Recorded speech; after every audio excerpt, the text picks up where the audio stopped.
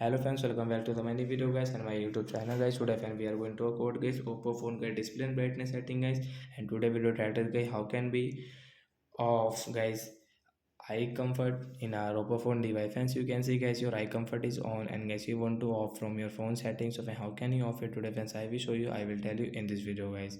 So before starting video friends, first of all go and subscribe the channel guys, click the bell icon, like the video. Friends, now let's see how can be off guys oppo phone eye comfort. Open your phone setting guys, and guys scroll it. Friends, you can see this top settings. So I will search here guys, direct guys eye comfort guys, we will search here guys. Direct guys, you can see here eye comfort setting. I will tap here. As you can see eye comfort is on, so you can off from here. After all guys, screen color will default guys, come back. Hence you can use guys your phone without this eye comfort. So like that guys, you can off guys your oppo phone eye comfort setting guys. So that's it guys, thanks for watching the video. I hope friends you understood how to off eye comfort in oppo phone device. So bye guys, we will meet on next video.